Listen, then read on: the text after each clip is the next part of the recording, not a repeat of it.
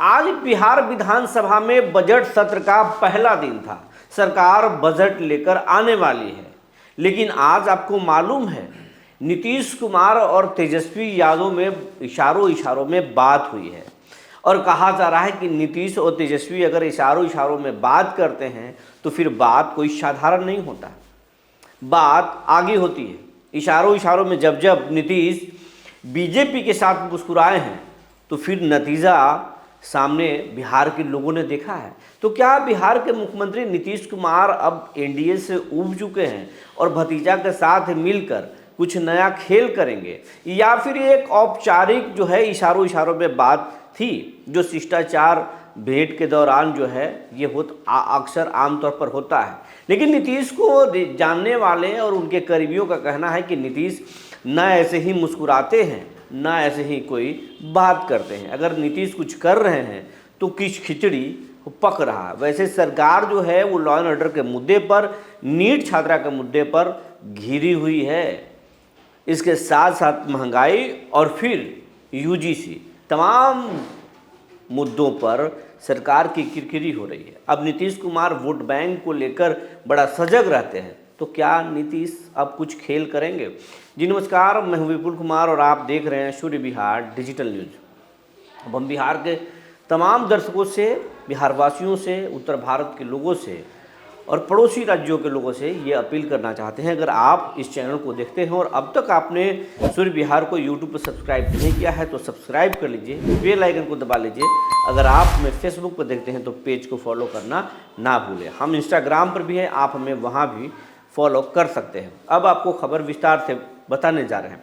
सबसे पहले हम आपको एक वीडियो दिखाना चाहते हैं। पहले इस वीडियो को देखिए, उसके बाद हम चाचा भतीजे के इस रिश्ते पर बात करेंगे, इस मुलाकात पर बात करेंगे, इस इशारों में जो दोनों मुस्कुरा रहे हैं और बात कर रहे हैं उस पर बात करेंगे। सबसे पहले यह वीडियो देखिए। 814 थाने थे जिनकी संख्या अब बढ़कर 1380 हो गई है।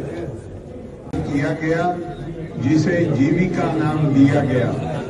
अब स्वयं सहायता समूहों की संख्या लगभग 11 लाख हो गई है, जिसमें जीविका दीदियों की संख्या 1,40,00,000 हो।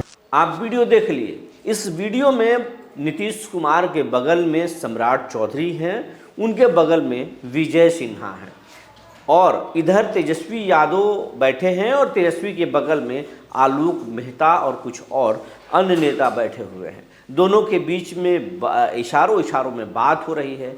दिलीप जायसवाल पीछे, नीतीश के पीछे कुर्सी पर बैठकर मुस्कुरा जरूर रहे हैं, लेकिन सम्राट चौधरी सहज नहीं हैं, विजय सिन्हा सहज नहीं है, अशोक चौधरी नीतीश के पीठ पर हैं, वो भी मुस्कुरा रहे हैं। लेकिन तेजस्वी यादव और नीतीश कुमार के बीच में जिस तरीके से संवाद हुआ, इशारों में संवाद हुआ, बातें हुई, वो बातें बहुत कुछ बता रही है। नीतीश आम तौर पर इस तरीके से ना मुस्कुराते हैं और ना ही इस तरीके से बात करते हैं। लेकिन अगर आप नीतीश के पुराने कार्यकालों को देखें, जब जब नीतीश पलटी मारे हैं तब ऐसे ही मुस्कुराते हैं, पहले बात करते हैं और उसके बाद में खेल हो जाता है। तो नीतीश क्या उसी लाइन पर हैं? अब नीतीश अगर ऐसा करेंगे तो क्यों करेंगे और कैसे ये कयास लगाया जा रहा है, तो 2-3 चीज़ आपको समझना पड़ेगा।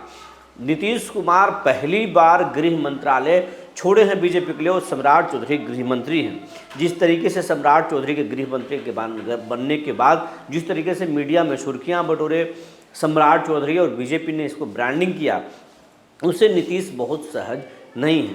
लेकिन शुरुआती दौर में सम्राट चौधरी की खूब पीठ थपथपाया गया, लेकिन अब लॉ एंड ऑर्डर के मुद्दे पर सरकार घिरी हुई है और सरकार की किरकिरी हो रही है। अब इसके पीछे वजह क्या है ये नहीं कहा जा सकता कि गृह मंत्री की वजह से ही लॉ एंड ऑर्डर की खराब स्थिति हुई है या फिर उनके रहने से बहुत बेहतर स्थिति हुई है। शुरुआती दौर में सब कुछ हुआ, बिहार में हाफ एनकाउंटर भी हुआ, लेकिन एक बार फिर जो है सरकार लॉ एंड ऑर्डर के मुद्दे पर घिरी हुई है। और नीट छात्रा मामले में जिस तरीके से बिहार पुलिस की किरकिरी हो रही है, बिहार पुलिस की बदनामी हो रही है, सरकार की बदनामी हो रही है, उससे कहा जा रहा है कि सत्तारूढ़ दल और मुखिया असहज हैं। हालांकि दूसरी बात अगर करें तो नीतीश कुमार जिस तरीके से विकास योजनाओं को धरातल पर उतारना चाहते हैं, जितना उनको फंड्स की ज़रूरत है, केंद्र से उतना सहयोग नहीं मिल रहा है। कहा जा रहा है कि नीतीश कुमार को अब एहसास, नीतीश कुमार अपने बेटे को राजनीति में लॉन्चिंग करने वाले हैं। नीतीश कुमार के बेटे जो है वो पार्टी के बागडोर संभालेंगे।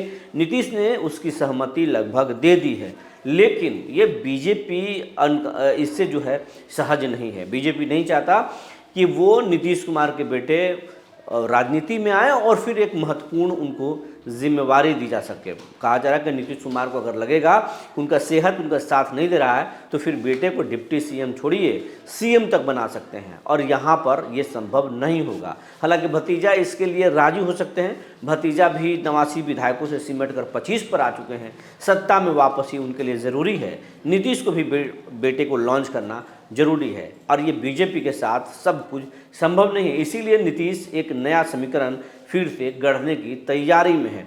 इसीलिए भतीजे के साथ जो है इशारों में बात कर रहे हैं, ताकि विपक्ष जो है हमलावर न हो नीतीश पर खास करके, और फिर अगर एक रास्ता भी बना रहे तो नीतीश और तेजस्वी जो है इशारों में बात करके आगे के रास्ते तय कर रहे हैं। हालांकि इसको आम तौर पर आम व्यक्ति साधारण रूप से लेगा, लेकिन राजनीतिक पंडित और कुछ नेता कह रहे हैं कि कहानी तो कुछ अलग ही है। नीतीश कुमार के मन में कुछ खिचड़ी पक रहा है, जो आने वाला समय में नजर आएगा। वैसे खरमास के बाद मंत्रिमंडल का विस्तार होना था, लेकिन अब तक विस्तार नहीं हुआ है। इसके पीछे भी कुछ कारण है। नीतीश जैसा चाहते हैं वैसा हो नहीं रहा है।